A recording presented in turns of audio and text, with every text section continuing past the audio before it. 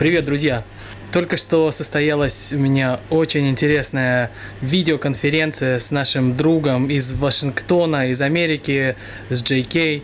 Мы обсудили много интересных вопросов, обсудили и победу Иманбека на премии Грэмми, и то, когда Димаш уже сможет получить свою тоже премию.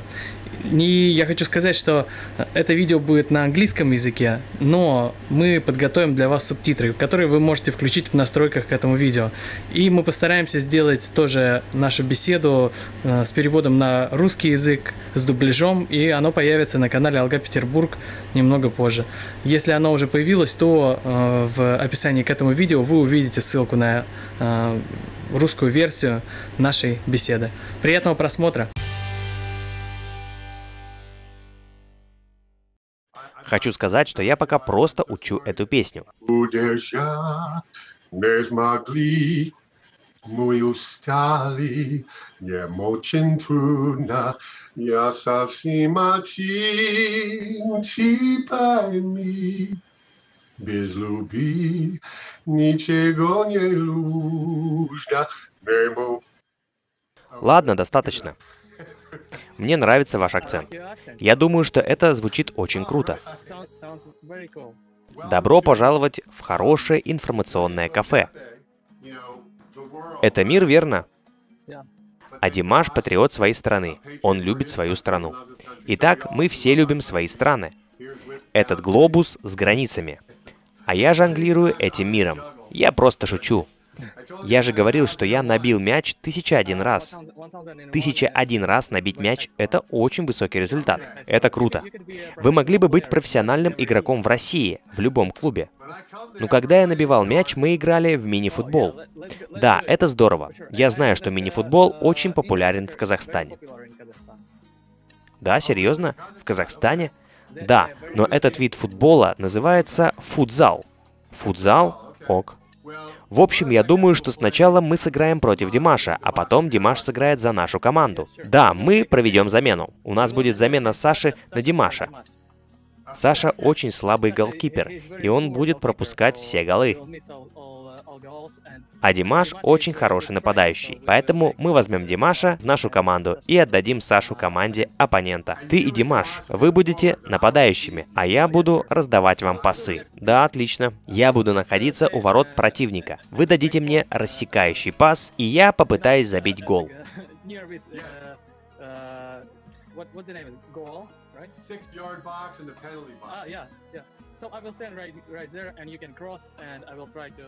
Я дам тебе пас прямо вот сюда. Хорошо. Я буду просто стоять и ждать паса. Но ты еще можешь прыгнуть и забить, как Криштиану Роналду. А можно мне просто стоять на месте или закрыть глаза и просто бежать вперед? Ты видел, как Криштиану Роналду забивает? Это невероятно.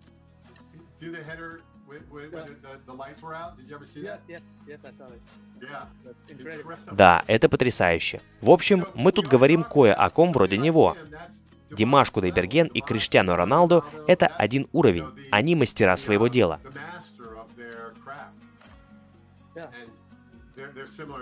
Итак, Казахстан, США, Иманбек — это восхитительно.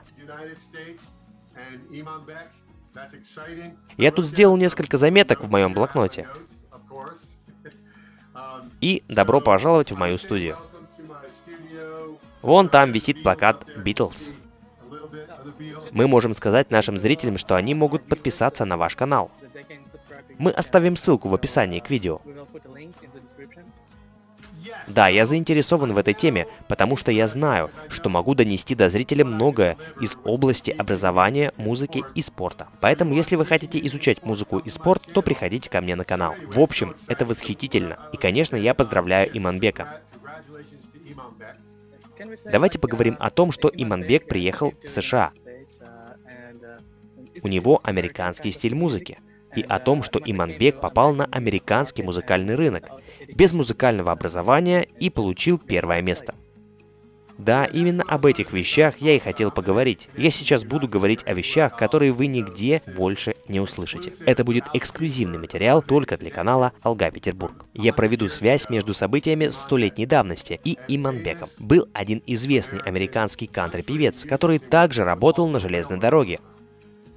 Он работал с поездами так же, как Иманбек. Может, Иманбек уже не работает там, а может и работает, но его работа связана с поездами, правильно? Да, кажется, я слышал, что он уволился и сказал, что собирается стать профессиональным музыкантом. Так вот, он такой же, как и этот человек, о котором я вам говорю, Джимми Роджерс. Он также работал на железной дороге. Он был железнодорожником 100 лет назад. И он также бросил работу из-за музыки. Он ушел в электронную музыку. Вы видите поезд на заднем плане этой картинки? Его называли «поющий разбойник», который останавливал поезда. Он известен как отец музыки кантри, Джимми Роджерс. Он пел примерно так. И в процессе своей работы он узнал ритмы афроамериканских работников, которые работали на железной дороге, и он включил эти ритмы в свою музыку. И благодаря электронике Джимми Роджерс стал знаменит. Потому что до него не было возможности делать такие записи, и он стал первым в 1927 году. Вышла запись его песни, и он стал знаменит. Поэтому он смог уйти с железной дороги, как это сделал Иманбек. Этот факт очень похож, и это произошло из-за электроники. Он стал продавать свои записи, и появлялись аудиоплееры, и люди купили все его записи, и он сделал на этом миллионы. Поэтому он ушел с работы так же, как это сделал Иманбек. Так что его звали «Поющий разбойник», и он работал на железной дороге. И я подумал, что такое вы не услышите нигде больше, кроме как от меня. Вы знаете, Иманбек даже не опубликовал свой ремикс на YouTube. Он просто загрузил это в социальную сеть, российскую версию Facebook. А потом кто-то выложил эту песню на YouTube. И теперь у него около 1 миллиарда просмотров только на YouTube.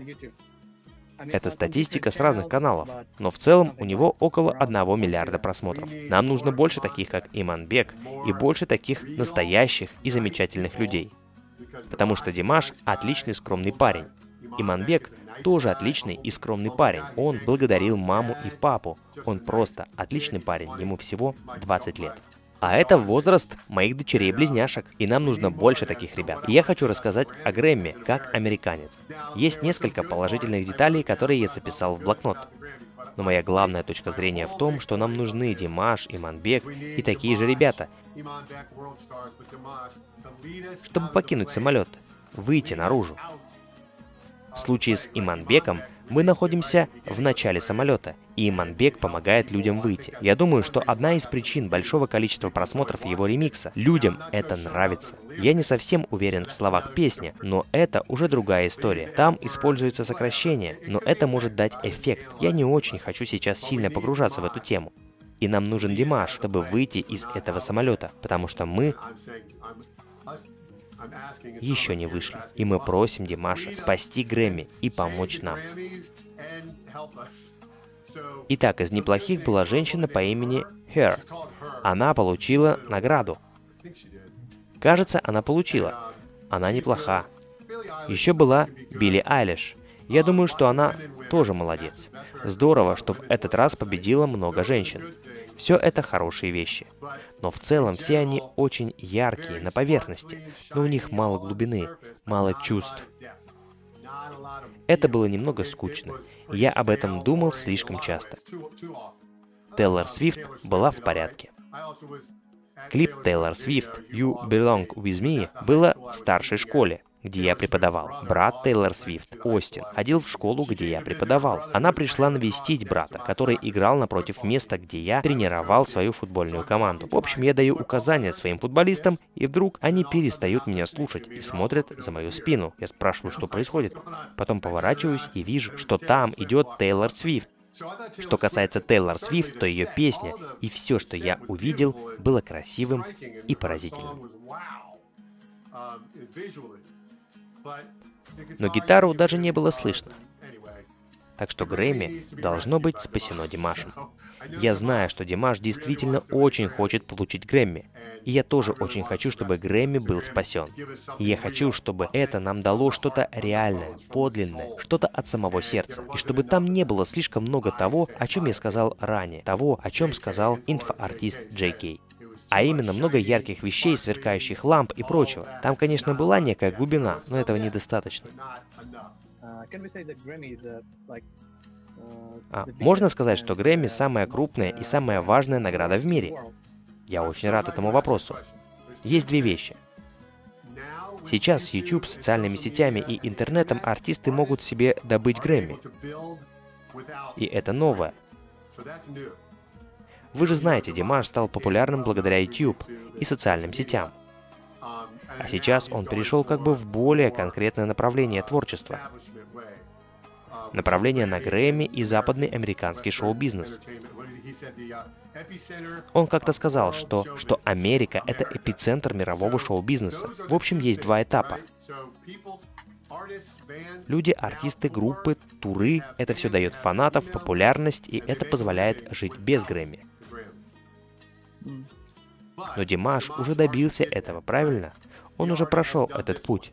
И теперь он собирается сделать следующий шаг. Он взволнован, он амбициозен, и он увлечен этим. И сейчас, когда Иманбек получил Грэмми, это станет для него отличным фундаментом для дальнейшей карьеры. Но бывали и такие артисты, кто получал Грэмми, и о них больше никто никогда не слышал. Поэтому у 20-летнего Иманбека сейчас есть шанс. У него есть трамплин, который дает большие возможности. И этот этап очень важный, но еще важнее остается первый этап, где есть база поклонников. Потому что люди пойдут за своим героем куда угодно. Поэтому между бизнесменом и искусством должен быть баланс. И мне кажется, что об этом знает и Димаш, и его команда, и его отец. Они очень умны. А вы можете себе представить следующую церемонию Грэмми, где Джон Траволта, говоря на китайском, представляет на сцене Димаша с его песней «Дайди Дау»? Что? Джон Траволта говорит на китайском? Вообще-то это моя идея. Он представит Димаша на китайском, а затем Димаш споет «Дайди Дау» на казахском языке.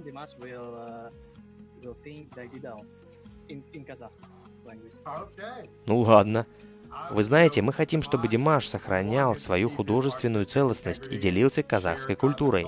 И поэтому мы можем быть уверены, что он получит то, что захочет. Потому что он очень сильный человек, он скромный и он сильный. Я могу видеть, и ты можешь увидеть это. Мы все видим, что он этого добьется. У него очень сильная воля. И это захватывающе, потому что он хочет донести добро в мир, так же, как это делал Майкл Джексон. Майкл Джексон не делал плохие вещи. И сердце Димаша, как и у Майкла Джексона, который пытался помочь миру. Но мир просто избил Майкла Джексона. В общем, да, это будет захватывающе. Все это возможно благодаря интернету, теперь это часть мировой культуры. И это то, что должно произойти. И нам нужен Иманбек и другие мировые таланты. Я имею в виду мировые таланты из музыки, которые всегда делают от сердца. Они нужны для того, чтобы спасти американский Грэмми. Они нужны, чтобы спасти музыку. Потому что, как я говорил, есть всего 10% артистов, кто по-настоящему честен и аутентичен. И очень много тех, кто действительно ужасен. Поэтому Димаш — спаситель. А Иманбеку большое спасибо. Мои поздравления. Строй свою карьеру. Оставайся еще немного в Казахстане. Надо позволить людям примкнуть к тебе. А потом, когда будет более безопасно, ты уже можешь двинуться дальше. И Димаш уже достаточно обезопасил себя, чтобы приехать в Америку. Но я уверен, что Димаш может помочь Иманбеку, так же, как он помог Данелии Тулешевой. Да, тогда он отошел в сторону и пустил вперед ее и другого ребенка. В общем, это будет занимательно. Я не уверен, что Джон Траволта говорит на китайском.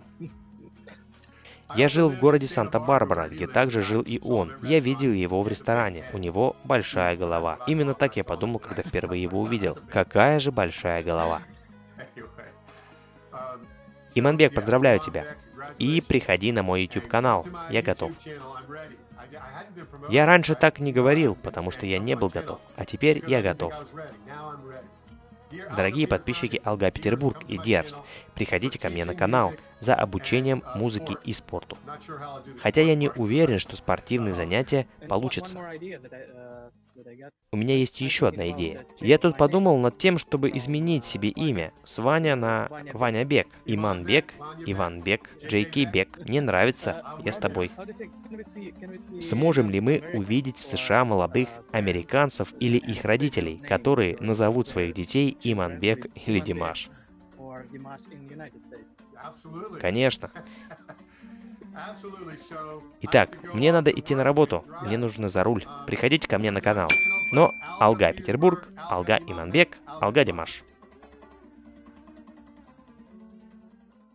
Подпишитесь на канал, если хотите вместе с нами изучать феномен Димаша Кудайбергена. Нажмите колокольчик, если готовы получать новый обзор первым. И не забудьте поделиться этим видео с друзьями. Пусть о казахском феномене узнают все.